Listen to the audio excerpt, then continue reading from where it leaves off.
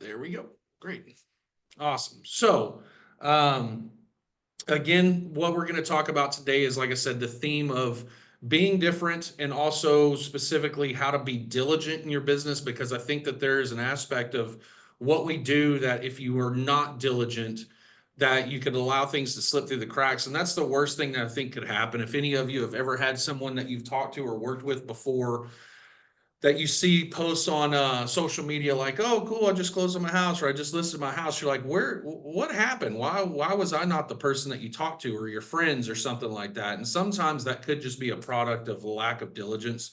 So we'll talk a little bit about that as well. But I want to start off when I say that being different is such a valuable component to conversion. What I don't mean is just being different just to be different, like weird. It's okay to be quirky. It's okay to be weird.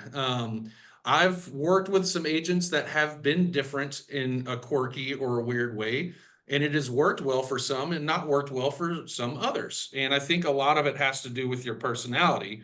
But a couple of contrasting examples. I've known of someone who, if they had folks that they were talking to that they felt like were falling out of contact, they would send a video to them and they would hold up like dollar bills and they would light them on fire. And it's like, "Oh, if you're not working with me, then you're just wasting or burning up money." And that did not work well for that person. It was kind of quirky, but I know of someone else personally who they would send a lot of video messages, but what they would do is something along the lines of get right up in the camera and be like, "I know you're avoiding me for a reason. I want to be your best friend. I'm going to help you out. You better call me back." And it was kind of just hilarious. But she actually had a great deal of success with that. But not everybody can do that. That's not me. That's not everybody. Everybody has their own way. And so your personality is such a big part of your own quirkiness and your differentiating factors, but it can't be forced. I'm not the type of person that's going to be like that. I'm much more methodical in my approach and how I talk to people. And I really truly lean into the psychology of sales and human behavior. And that's a lot of what we're going to talk about today with being different. Now, if anybody has any questions, or as I'm talking about this, there's something that sparks in you that says, "Man, if we're going to have a conversation about this, I'd like to know your opinion on that or this or that," please, please, please add it to the chat. Let's make this interactive. But my experience, I've worked in sales for a very long time. And if you do it long enough, you start to get a sense that you understand human behavior to a point where you know when to push the gas pedal, when to let off of it, when to hit the brakes, when to pivot. And you develop a sense that without saying it, without it being verbalized, you can pick up on things, cues, if you will, about human behavior, and it starts to become sort of predictable. And in real estate, there are a lot of examples of what I think are things that are very predictable, high predictability. And so when I say that let's be different, let's just do something that is not predictable in a way that makes you stand out and shine amongst your peers. Now, most real estate agents, I would venture to say, are part-time. They don't do this full-time. They're not able to commit to the development and the progression of what they're doing. A lot of people are balancing one job versus the other, so they're just trying to maintain, and maybe it's for the intent of moving away from one career into this, but they're not able to refine their skill quite like people that do this all the time and invest in themselves and things like that. So it takes time to develop a way of doing things that becomes more natural. So a lot of what we're going to talk about may not be natural to a lot of people, but I think what we're going to find is that if we differentiate ourselves, what we are is being different from the natural way of doing things. May not make a lot of sense. I'm speaking in high ambiguity here, but I'm going to try to make some sense out of it here in just a minute. But um, when I got into real estate, I was hired on to be our team sales director and to coach our agents. And so a lot of what I am talking about is how I coach our agents to do certain things, but also as a part-time ISA, really just found myself very easily scheduling appointments And that sort of morphed into an ISA role where I was doing it part-time. And so doing something part-time, if you've ever talked to anybody that has an ISA model, and by ISA, I mean inside sales, that component is someone that essentially schedules appointments for their agents. I was doing that for our team in addition to balancing out administrative responsibilities, and doing it part-time. I was scheduling consistently every single week, anywhere from 7 to 10 new appointments, not follow-up appointments, but brand new client appointments, just, kind of in passing. So I'm confident that if I were doing it full time, where that was the only thing I was focusing in on, I'm sure I could have done 2 or 3 times that. And I'm saying this and prefacing this by saying that what I'm talking about has worked for folks that I know, because I've done it specifically.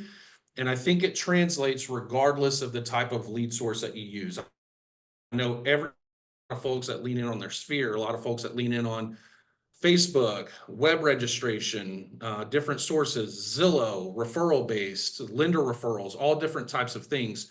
But when I say that I want us to focus on being different, you can apply that to anyone and in any situation, including things like working open houses, Facebook posts, and all of these types of things where you don't think necessarily about being different, but there's so much value in doing it. So let me make a little bit more sense out of what I call being different. I'm going to give you all a really good example. So last week, I've added myself to a lot of social media pages, a lot of Facebook pages. There's national, like, first-time home buyers. There's, lab coat agents. There's a lot of national pages. But if I'm focused on lead conversion, I really am looking and honing in on adding myself to as many local community pages. So my community has like 2 or 3 Facebook pages. The adjacent community that's maybe 5 minutes down the road has a handful of them, to the south, like every single direction. But the one thing that I think all of us would find if we're in different social media groups, especially like Facebook groups, is that every single one of them seems to have a million real estate agents on there. And as soon as there is a sniff of someone posting anything that seemingly hints at the possibility of maybe wanting to talk about real estate, it is just real estate agents just dogpiling, just boom, boom, boom, boom, boom, boom, boom, boom, boom. And when I say that it's the natural thing for people to do, I think we have a natural tendency as human beings to want to try to solve people's problems. And if you've ever talked about like relationships and your personal relationships, sometimes people don't want you to solve their problems. Sometimes people just want to be heard. And it's a very natural thing for, if someone says, man, I'm thirsty. Well, can I go grab you a cup of water? Like if any of you have ever seen the movie White Men Can't Jump with Woody Harrelson and Wesley Snipes, there's a scene there where Rosie asks Woody Harrelson, she says, I'm thirsty. And he talks about, and she's like, no, I want you to sympathize with me. I too know what it's like to be thirsty. Tell me about that. And so same sort of principle applies here.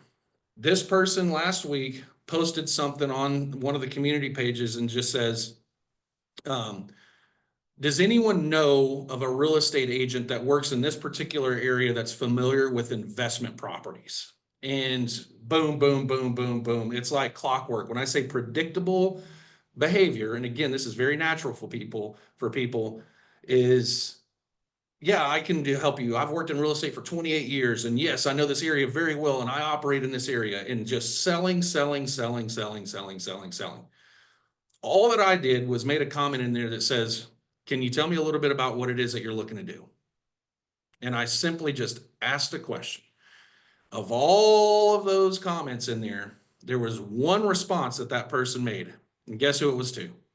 Me. And this is not to pat myself on the back, but literally just being different in a way that comes off as not salesy or not pushy or not overbearing got this person over the hump. We scheduled an appointment. I ran a virtual consultation with that person on Friday. This morning, I emailed that person, asked them, like, how'd you guys do with the weather? They said, fine. We were talking back and forth, and that person says, I definitely want to work with you. And either Saturday or Sunday, I'm going to go by their house and go have a cup of coffee and chat with them a little bit. Picked up a client just As easy as that, by just being different. And I've seen that happen over and over and over and over and over again. When somebody says, "Oh, I'm first time home buyer. Um, I'm thinking about buying a house, but I have some concerns." And I can't remember what page it was. It might have been a Texas-based first-time home buyers page. And Texas is a big place, obviously. I think there's something like 30 or 40,000 real estate agents in DFW alone. And every single one of these comments, I'm talking hundreds. Yeah, I work with first-time home buyers. I'm a home buyer specialist. Jump on this call. This is like a consultation that I run for free, and like all of this stuff over and over and over and over and over. And then I took what that person said, which they said, "I have some concerns," and I commented in there and said, "What are some of your specific concerns?" That's literally it. Again, of all of the comments in there, who was the one person that they started actively responding to? Me. And again, I'm not saying that I did anything that makes me any better of a real estate agent than anybody else. I can guarantee you there are tons of real estate agents that are better than me, but I was different. And that got that person to then respond, got them to buy in, got a client out of it. And I want to share a little anecdote to kind of reinforce this thought that we're all very similar. And again, it's not to say that it's a bad thing. It's just a very natural tendency, again, to want to try to solve problems. I think when a lot of people go on listing appointments, they just lean in on, let's show you my listing presentation. Let me talk to you about the marketing. Let me run comps. Let me run your net sheet.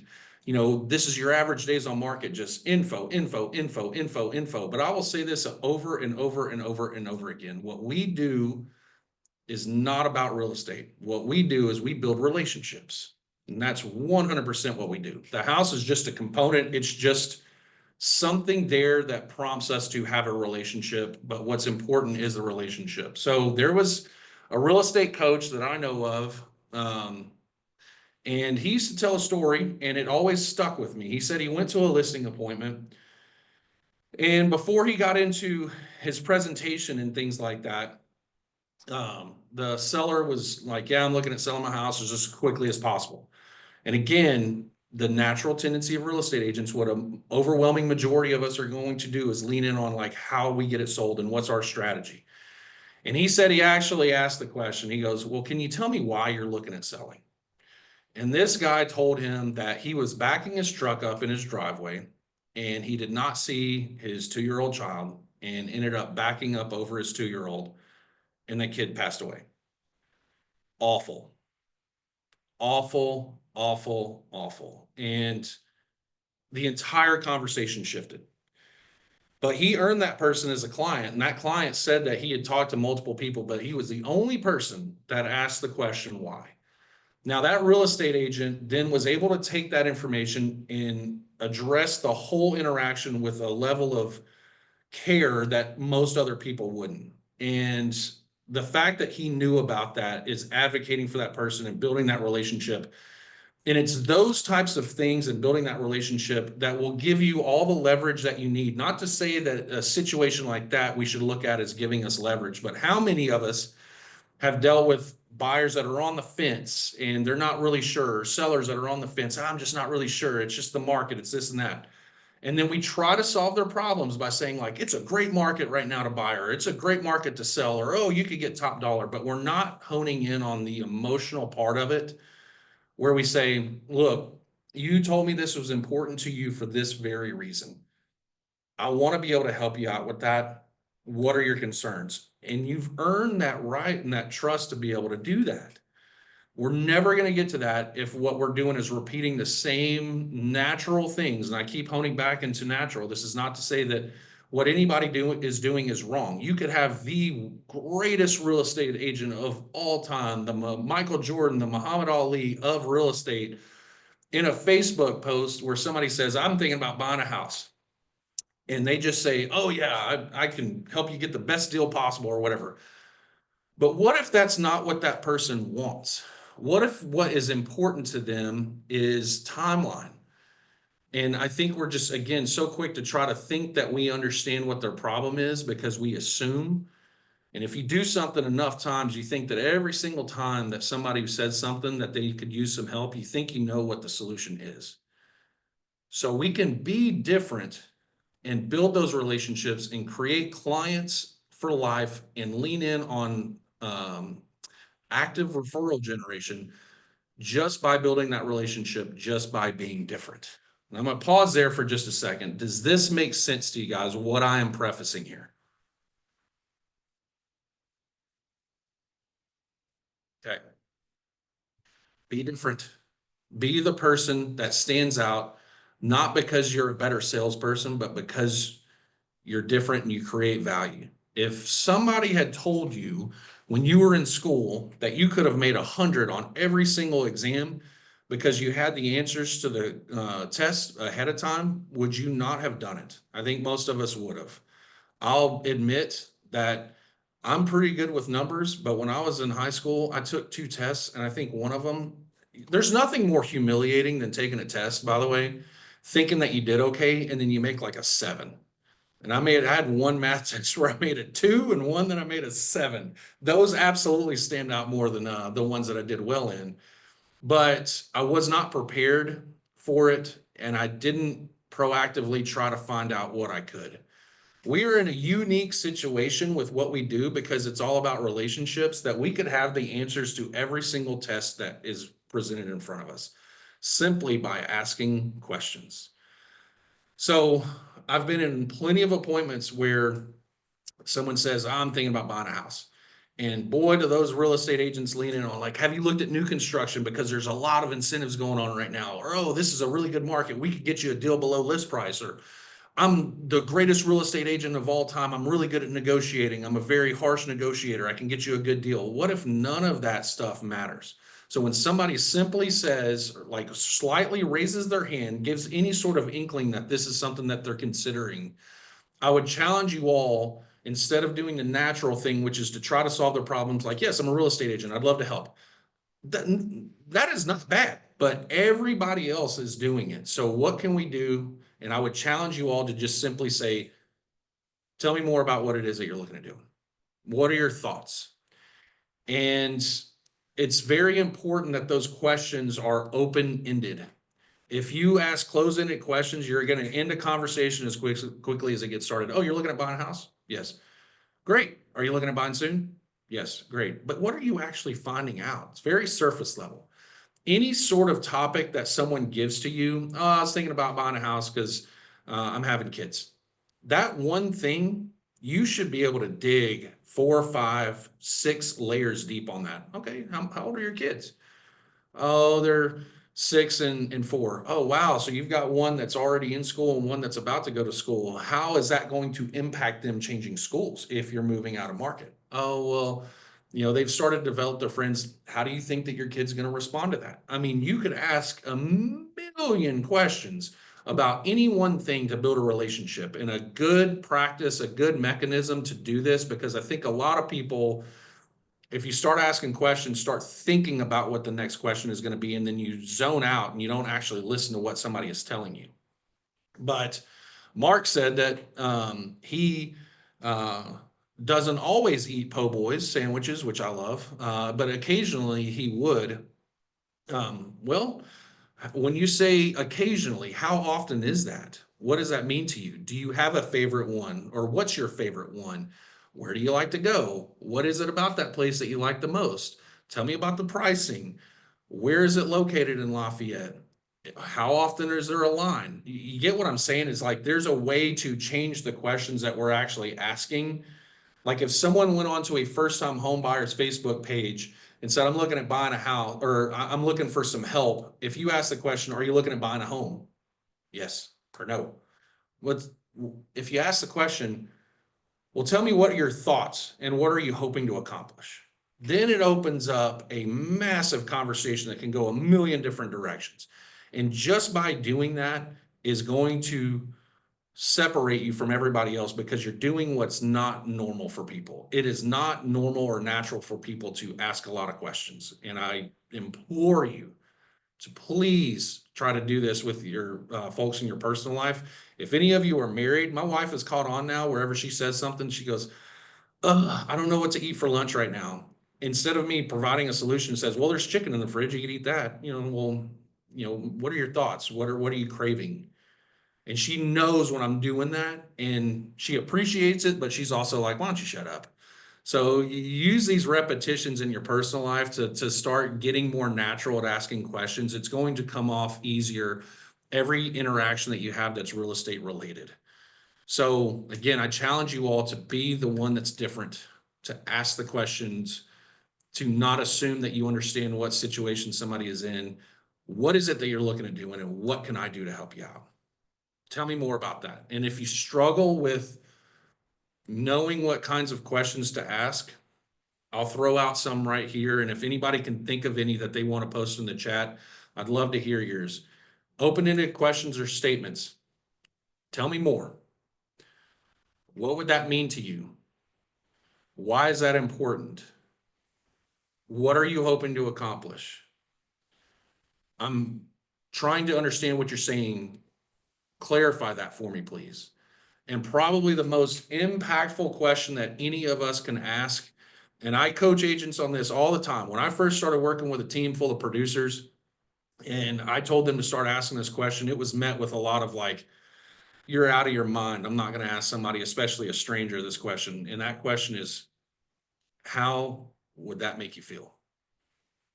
And people would be like, why am I going to ask somebody how something's going to make them feel?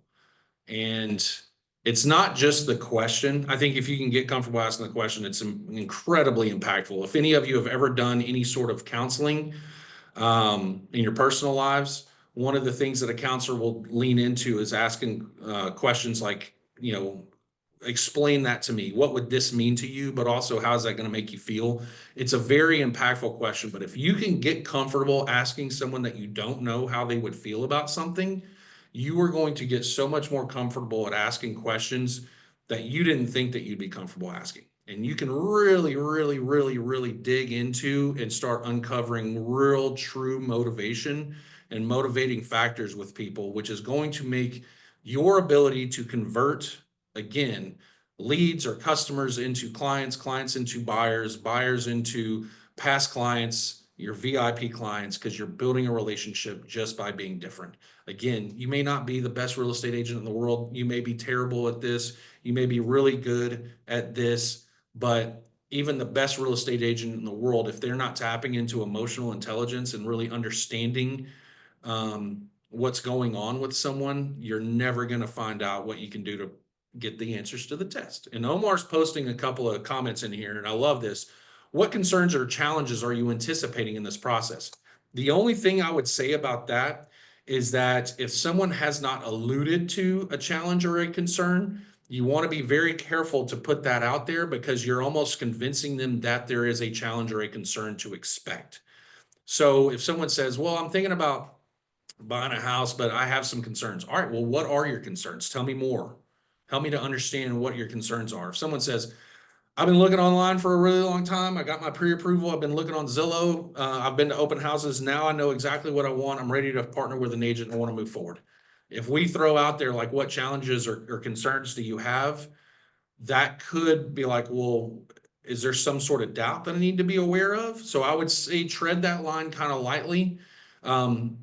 What I would generally do with most of my clients, what I do is, before we get out and go and see homes, is I do schedule a virtual consultation with them. That allows me to share my screen and explain to them how certain aspects of this are going to work.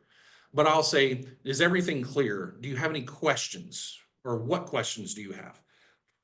I just changed up that verbiage just a little bit. But the second part of what Omar said there that I absolutely love, and I absolutely use on most folks that I'm working with, is, what does your timeline look like? Man, that's a great question. And I'll give you a really good example. I see this a lot. Our team generates a lot of leads, so we have a lot of examples of interactions. But you'll have someone that will text back in and respond to something like, "Oh yeah, I'm just kind of kicking the tires. I was just thinking about it." But we're looking at like the August timeline. Now, someone might say, or some real estate agents might be like, "All right, cool. Like, well, let me know in July when you're ready to go." And then again, you think that you're being helpful, but you're really not. So, like Omar mentioned, tell me about your timeline and why does that work best? Because you have to make sure that you're coming off in a way that's not accusatory, combative, or disagreeing.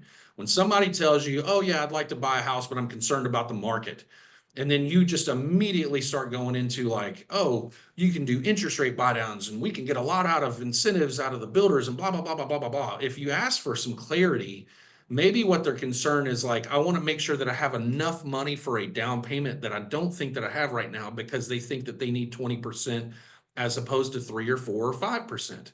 So if you ask that question, well, what are your concerns regarding the market? Tell me, what does that look like? Oh, well, I want to be competitive, but I'm worried that I don't have enough in down payment funds. Well, if I were to show you that you could actually get approved and buy a house now with the amount of funds that you have for down payment, is that something that you would want to learn a little bit more about? Well, yeah, of course. Then that is the time where you've compartmentalized info dumping on that person. I'm going to talk to you specifically about these things at that point. And so earning the right to offer a suggestion or solution as opposed to just jumping right into it is so critical. And Omar's got some more questions in here. What would a successful home sale or purchase look like for you? Awesome. What would this sell or purchase mean for you? Awesome. Again, tell me why this is something that you're looking at doing. You get somebody that's like, yeah, I'm looking at buying a house. I need a 4-bedroom. That's kind of what real estate agents lean into, and it's not bad, but it's very transactional. And there's a difference between being transactional and being relational. If you're transactional, because a lot of real estate agents, when they start talking to somebody, where are you looking? How much square footage are you looking for? How many bedrooms? What are you looking to spend? Have you gotten approved? I need to get you to sign a buyer's rep. How many of you think that you're actually going to get a buyer's rep signed if that's your line of questioning as soon as you meet somebody? Very slim. All right. Well, tell me why this is something that you're looking at doing. Well, my family's growing. I'll give you a really good example. My wife and I are those crazy people that sold a house with a 3.1% interest rate and bought a house with a 6.875 interest rate, more than doubled our mortgage payment. And over the last year and a half, our homeowners insurance premiums have skyrocketed. Inflation has hit us. And boy, has it not been the easiest thing to transition. And you don't think that I've thought about, man, if we had just stayed in our house, we'd be living like kings right now, but we're not. And when somebody kind of winces at like, oh, you walked away from a 3.1 into a 6.8, which is one of the primary factors affecting the market right now, is that people don't want to sell and buy a house because they don't understand that there are things that can be negotiated with that, by the way. And if you just say, oh, it's a great time to buy. Oh, well, how are you going to convince somebody that's got a 3% interest rate to buy a house at a twice as high interest rate right now? Well, you start asking a lot of questions about why they wanted to do it. For my wife and I, we had just had our daughter, and we wanted her to be raised in an area that was more conducive to what we wanted. We wanted her to go to a school that had an exemplary school district. We wanted more space. We wanted more privacy. So 100% more than doubling our mortgage payment and putting ourselves out was absolutely worth it because I had a reason to do it. And if you have anybody that's even hinting at wanting to do something real estate related, there is a reason why. They are running towards or running away from something. And if you just hit them with like, oh, we can get this or we can do that, or I'm a really good real estate agent, I can do all this for you and all this, that for you, you're not addressing their concerns. You're not addressing their motivation. Why are you looking at doing this? And how can I get you from point A to point B? That's all that we're doing, is getting you from point A to point B. You have an interest. I want to understand that, but how do I get you from here to here? And when Omar mentioned your timeline, if I get somebody that's just like, okay, I'm just kind of kicking the tires, not really serious about right now. You're telling me, yes, you are interested, but you're telling me that you may not do it right now because you have some apprehension. So how I'm going to respond to that is I'm going to say, well, can you tell me a little bit about your timeline and why that works best for you? Then you have a whole conversation. Well, we've got a lease that ends up in May, or we have a lease that ends up in September, or oh, I'm concerned that we don't have enough money to close, or oh, I'm concerned about our credit score and where may be approved. If you're the type of real estate agent that says like, well, you should buy a house now because if interest rate drops, then all of a sudden it's going to get crazy busy and you're going to want to be ahead of all of that. There's a time and a place for all of that stuff. But if you start asking the question, okay, so let's talk a little bit more about that. How much longer do you have on your lease? how much are you aware of how this works whenever you close on a house, when your monthly payments start? Or ask the question, if you knew that I could get some concessions out of a seller to help you offset your mortgage and your rent, is that something that you'd want to look at a little bit more? Well, of course I'd want to look at that. Are you crazy? Yes. You mean to tell me that this is something that we can do? Ask the questions, understand, and then say, well, I'd like to carve out a plan for you. And this is what I think is a good next step based on what you were telling me, not what I'm assuming. Again, you were giving me the answers to the test, and I'm laying out a plan for you comprehensively based on that feedback that you had given me. And one of the things that we have not talked, and I want to put a little bow on this part of it, which is being different. One of the best things that you can do when you're talking to somebody that's going through this process or thinking about going through this process is you can count on they have probably interacted with other real estate agents to this point, whether they've been posting in social media, whether they've been reading Reddit, whether they've talked to family members or friends, whatever it is. Guarantee you they've talked to a number of people and they've had other people refer over to them like, ugh, you want to get a real estate agent here or there.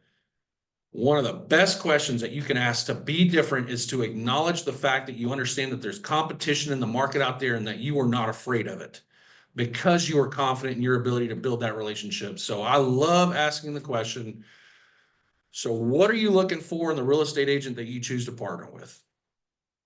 Most of the time, they're not going to have an answer for you. They're going to be like, well, I don't really know. I'm not sure. This is the first time I've gone through it. But for those folks that have had an experience before with a real estate agent, well, we had a real estate agent, but we haven't really reached out to them. That right there is a key indicator that maybe something was strained with that relationship. I want to understand exactly what happened and what I can do to avoid it. Again, I'm not trying to sell you on how good of a real estate agent I am. I want to know what you expect out of me. Do you expect me to communicate with you every single day? Do you expect text messages? Do you expect me to drop what I'm doing to go and show you houses all the time? Do you expect me to do 100% of what you ask? Do you expect me to look at an inspection report with GFCI outlets updated and things according to code at the time when the house was built in the 70s as opposed to now, and ask for every little thing? I need to understand what you expect of me, and I'm going to respond appropriately. And I'm going to say, great. I love that. 100%. I'll make sure that we prioritize these things that you expect. And again, you'll hear some horror stories from people like, well, we had an agent, but man, they weren't really hands-on at all. I've got some folks that are closing on a house now that's new construction. They said that all that agent did was make sure that they put his name on the new build contract, but that person never showed up to walkthroughs, blue tape walkthrough, the design center appointment, never communicated with the lender, never stayed on top of anything, didn't even bother to show up to closing. These folks are telling me that these things are all important. Well, guess what? I'm going to be there for every single one of those, if that's what's important to you. And I think that I don't have any hard data to support this. It's just my experience and what I see from interactions of agents that I've worked with. I can tell you more than half of real estate agents don't ever ask those types of questions. What's your experience with this or with real estate agents, and what are you expecting? And I'm saying this because this has become more of a topic of conversation since last August when the NAR changes were implemented. I hear so many real estate agents that are just like terrified of feeling like they're wasting their time or that they're not going to be able to get somebody to sign a buyer's rep or whatever. That's why I say use virtual calls, jump on a virtual call with somebody, have a conversation about their goals, what we can do to get them from point A to point B, be very helpful. Ask some questions about why this is important. Where do you live? Where are you looking? Is this going to impact your drive time to work? How about your time that you're going to sit in traffic afterwards? Or is that going to give you enough time to spend with your children? Are there daycares that you've looked at in this area? Have you tried driving from where this location is to your office? Are you looking for anything lifestyle related, like restaurants and things like that? Like asking all these questions and custom building a plan, but then also to say, hey guys, well, I want to show you something. I want to show you how this all works as it relates to the client, buyer, or seller relationship, and actually screen share with them that representation agreement and explain to them what some of these things mean. I can tell you that like I get a ton of buyers reps signed every single week just doing this very thing, and there's no question about it. I have no apprehension about getting somebody to sign a buyer's rep. It's just like, cool, we're done with our virtual call. Look, I'm going to send this to you. I know we're talking about going and looking at some houses next week. I just need you to sign this. Do you have any questions about it? Nope. Great. Awesome. Cool. And just simply by explaining what that looks like to them has gotten away from, because I'm telling you this, pay attention to this. If you were to schedule a virtual call with somebody or an appointment where you actually explain how that works to them and settle their nerves on it, you're going to have at least a couple of people that are going to tell you, oh, thank you so much. Because we've talked to other real estate agents and all they've been pushing on us is signing this document, signing this document, signing this document, signing this document. And again, it's a very natural thing because you all were told you have to have this thing signed in order to be able to show houses. And if you go online and you look at chat groups of real estate agents that should understand compliance and regulation are posting out there, a lot of them are saying that it's the law. Like it's the law to do this, or I can get in a lot of trouble. No, it's a mandate that was put out there. Yes, you should be getting it, but I don't think a lot of us really know how to articulate it very well. And so we're just saying like, you need to sign this because we really don't have any other way that we're comfortable approaching this. And so again, just being different, just saying, well, can I have an opportunity to explain what this means to you? And I tell you what, if you sign this, we go and show houses and I suck and you're like, I don't want to deal with you anymore. Guess what? I'll terminate this thing right in front of you and rip it up in front of your face. How's it sound? Oh, oh, okay. So again,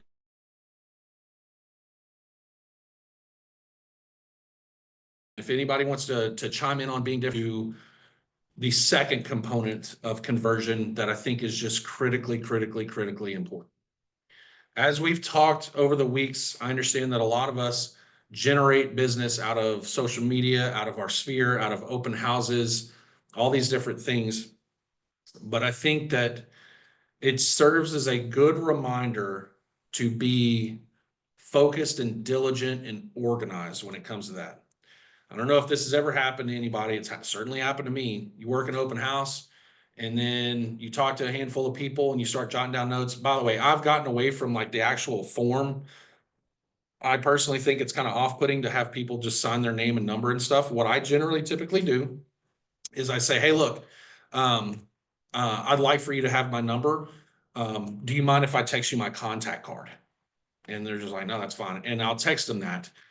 And then I've had it happen before where I've done that and I've had somebody's contact info and then we've left that conversation saying, well, I want to know a little bit more about the comps in the neighborhood, or, oh, we're thinking about doing it. We've got a house about 3 blocks from here and we want to know what that's going to look like. And so maybe I tell them and I set the expectation, I'm going to run comps and I'm going to pull a net sheet for you.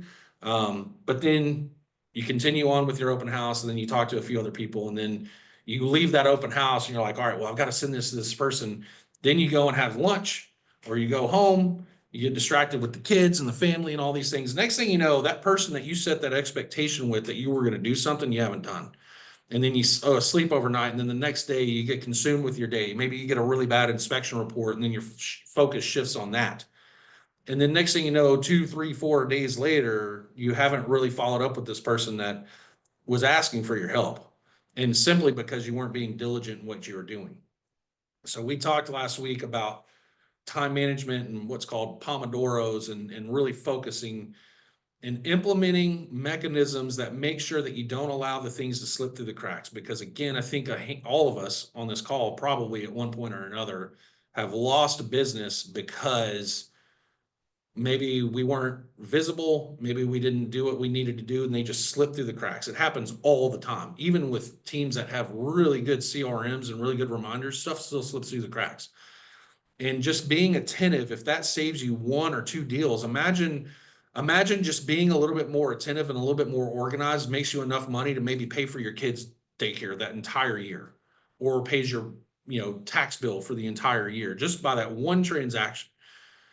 So how can we avoid that? And so what I do, we have a really robust CRM that provides us a lot of reminders and it's really user friendly and it's really effective. But I still have multiple Google Sheets specific to certain things. I have one that's called my hot sheet, and that's all customers and clients that I'm actively working with. I have my past client sheet, and I have other things like my open house sheets and things like that. And I have this all organized in these tabs, and I have various different columns for like name, information, price point, etc., type, buyer or seller. Have they talked to a lender? Do I already have documents signed with them? Whatever. But the two most important columns that I have in there, one is notes. What was the last communication that we had? What was the follow-up? What was the action plan for that? I think every person that you interact with, there's going to be three outcomes. There's either going to be a hard no, like nope. There's going to be a hard yes, yes, I want to move forward, or there's going to be a soft yes. That's like, I'm thinking about it, but maybe down the road or something like that. Every single one of those people should have some sort of a next step. If it's a yes, all right, well then great. Here's what we need to do. We need to get these documents signed. I need you to get you over to my lender. I need you to complete this mortgage application by today. And I think we're afraid of giving people specific homework to do. Like if I talk to somebody today, is Thursday, they want to get out and go and see houses, and I run a virtual call with them today, then my expectation of them is to say, here, look, here's what I'm going to do. I'm going to send this representation document over to you. I expect it to be signed by the end of the day tomorrow. If we can't get that done, then I can't go and show you houses. It's not to be rude. It's just how it is. But I'm also going to get you introduced to my lender. You don't have to have this completed, but I would love for you to start talking to this person before we get out and see these houses. Sound fair? And you temperature check. Does that sound fair? Are you understanding what I'm saying? Are we clear on all of this? Yes, make sure that you have the buy-in. You can talk to somebody all day long and then they're not processing anything that you're saying. So checking in, are you understanding that? Okay, great. But being very specific about what we're trying to accomplish. Your hard or your soft yeses might be somebody like, well, I'm looking, at the end of this year, and you find out like, all right, it's because of matching a lease up or whatever. Well, it's not a waste of my time to schedule some time with you where we can take a look at that and really carve out what a plan is going to look like between now and then. How does that sound? Oh, that's fine. If it's not a waste of your time, let's say I set up a virtual call today and this person's still stuck on moving towards the end of this year. Well, here's what I want to do is I want to make sure that we check in at least every 2 weeks just to say hi, make sure that you're doing okay. Is that fair? Again, getting buy-in. Yes, absolutely. And then I'm going to create calendar reminders right then and there. Every 2 weeks, I'm going to check in with this person. And on my spreadsheet, after I check in with them on my notes, check in on 3/6/2025, was looking at the market and made a comment about interest rates coming down over the last month. The next time I talk to them, oh yeah, we had this going on for spring break, whatever. But I'm going to make sure that I'm very focused on that, because the worst thing that you can do when you're trying to build trust is if you continue to follow up and just ask the question, oh, hey, are you still looking to buy a house? You're not making the experience personal for them. Hey, you said, you guys were going to Fort Lauderdale for Miami or for spring break. How was it? Keeping that relationship and keeping present. And to that point, the other part of that diligence in that column system in my Google Sheets, that's probably the most important thing, is that I have a column in there for last attempt to contact. When's the last time I tried to follow up with this person? And I keep that spreadsheet open 24 hours a day on my computer. Every time that I log into my computer, I can go to that spreadsheet and take a look at it. And I've got folks that I'm working with based on timeline and level of intent color coded. So like my folks that are just cold or yellow, my folks that are moderate or green, my folks that are like, all right, we're kind of gearing up towards this, or blue, my folks that are hot, that are like, all right, we're going to contract any minute now, or like a grayish color. My listings, when they're active, are like a bright red, like, all right, this is hot, this is ready to go. And then my folks under contract are like a gold color. And based on where they're at in that, like my folks that are under contract, I need to be checking in with you at least twice a week. My folks that are hot and ready to go, I need to be checking in with you at least twice a week. My folks that are like moderate, maybe I check in with you once a week, maybe once every 2 weeks. My folks that are cold, maybe once a month. And if I go through there and I see that I'm not keeping up with my last attempt to contact, I'm failing miserably, because I'm not following up and treating this like my own personal business. So if you're not actively doing something like that on your follow-up, I would strongly, strongly encourage that you try it. And just so you have your folks visible is just a good reminder. Oh, I do need to contact that person. I do need to check in on them. Oh, my task says that I need to follow up with them by mid-March because they said that that was when they were going to be ready. Because if you don't, and you don't have a reminder in there, guess what? You're going to log into Facebook in April and you're going to see their house listed on Facebook like, oh my God, come and check out my open house. And then you're going to kick yourself in the butt like, why did that happen? Well, it's because you weren't visible and you weren't keeping contact. So that's more on the organization side of things. So again, just to revisit, be different in your interactions, regardless of who you're talking to. It could be your best friend. Hey, what does this mean to you? Why are you looking at doing this? What are you hoping to accomplish? Ask questions. Ask a lot of questions. Once you have enough questions asked, you've earned the right. Hey, I appreciate you sharing all that with me. Showing appreciation for people sharing things with you is so important because it's not comfortable for people to share personal details about their lives. If you can get somebody to share something, you need to acknowledge that. Hey, thank you so much for sharing that with me. If I call a lead that is somebody that just happened to register on our website, and I give them a call today at 11:21 Central Time and they just happen to answer, I'm going to acknowledge the fact that I appreciate that they actually answered the phone. Hey, I know you're on our website. I don't know that you were expecting the call right now, but I really do appreciate the opportunity to chat with you. Based on what we talked about, I believe that these are the next steps that we should take. How would that sound to you? That is a whole lot easier to get an appointment scheduled that way because you've earned the right to do that, as opposed to, hey, I'm calling because you were registered on our website. I see that you're looking in the greater Dallas-Fort Worth area.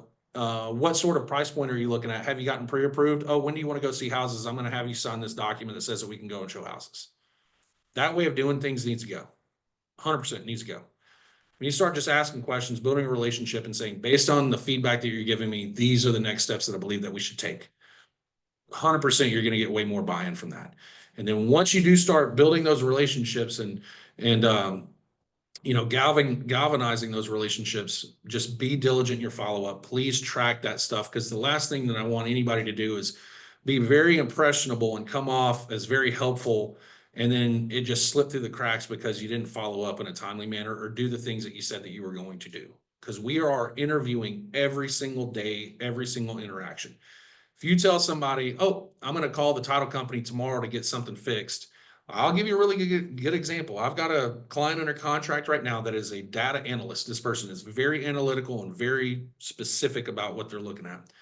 They noticed that the last name on the seller was actually misspelled by one letter. I copied it out of the tax roll and thought I put it in there, but somehow it was off.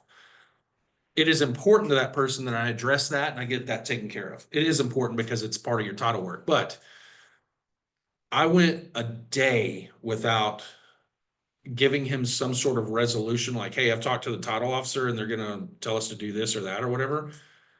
And then he was like, hey, is it too much trouble for us to get this? This was important to him, and I diminished what was important to him by not following up with him the next day to at least say, I don't have an answer for you right now, but I'm checking on it. Because a lot of times we avoid conversation because we think, oh, I don't have anything to contribute or give to you. But even if the answer is, I don't know, at least if you're acknowledging, I don't know, but I'm going to find the answer and this is what I'm doing. Again, interviewing every single day, every single day. So that is all that I've got. I appreciate everybody allowing me to get on my soapbox and being preachy today.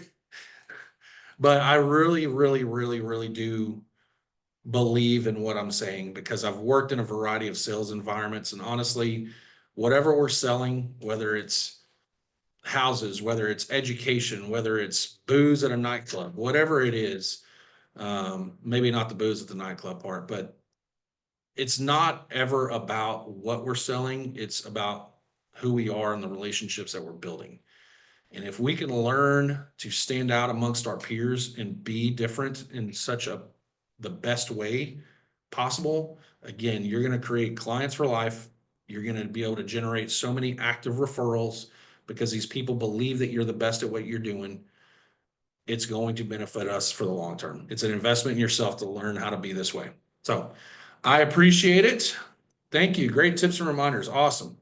What is this from Meeting schedule is about to end. Action items for this meeting. Okay, that's just a comment from a recording. Okay, cool. Deanna, thank you. Great tips and reminders. Yes, absolutely. Does anybody have anything else that they want to bring up? Questions, comments, or concerns? This is the time to do it.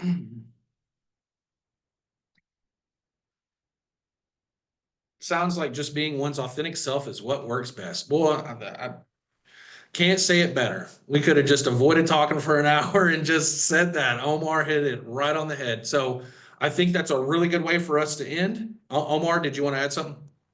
Yeah, and I think it's just finding a way to make it attractive. You know what I mean? Finding the best. That's what I'm getting from the conversation that we had today. If we go back to like where we started from, is finding a way to make your most authentic self and your best quality stand out to be most effective in helping and working with the clients that you serve. Absolutely. I kind of make it a joke. I'm not cocky. I try not to be cocky. I try to be very humble and I work really hard. I go above and beyond for my clients. Like my wife is so mad at me right now because my client that I have a closing with today, if you know anything about DFW, I'm driving an hour and a half to go and pick him up. It's basically like driving from Louisiana to Houston almost, which is so far. I'm going to picking him up from the house that he's staying at, taking him to his closing, taking him back to the house. It's a new construction home to go meet the builder, make sure that they have their final punch list items and get the keys and get him into his house and then go drop him off at his original house so that he can figure that out, then drive him back home. I'm about to be on the road for probably about 6 hours today, and I'm going to go to lunch. And my wife was like, why are you going and taking this person around? Haven't they ever heard of Uber? And it's like, I understand that it's like probably outside of the realm of what's expected of us, but this person understands that I'm doing all this stuff because I care. I want to spend the time with him and I'm comfortable in that. I don't feel like it's a waste of time for me. But it gets to the point where you start talking with people and you have a level of confidence that you know that you are going to help this person out. And you just jokingly say, like, you ask that question, what are you looking for in a realtor? And they're like, I don't really know. Maybe just communicate. It's like, cool. I'm awesome.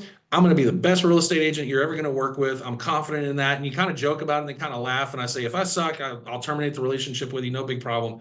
But I think acknowledging that you're confident among competition, that you're good at what you do because you've proven it is if you can get to that level and you can start leveling up, as they say in sports, like people level up, man, it's such a relief knowing that you go into so many interactions, not thinking like a listing appointment, not thinking to yourself, oh, I really hope that I get this listing appointment. No, I'm walking in with the attitude that this is my listing appointment and everybody else can kick rocks. And if they don't choose me, well, maybe I didn't do something that was the right fit, but I'm walking into this not like I'm trying to earn this. I'm going into it as like, well, it's mine to lose. And once you can start developing that attitude, it becomes contagious. People really start buying into who you are. So, Omar, I appreciate it. I love that comment. It sounds like just being one's authentic self is what works best. Absolutely. We're going to leave it at that, guys. Have a great week. Crush your goals, and we'll see you guys all next week. Bye.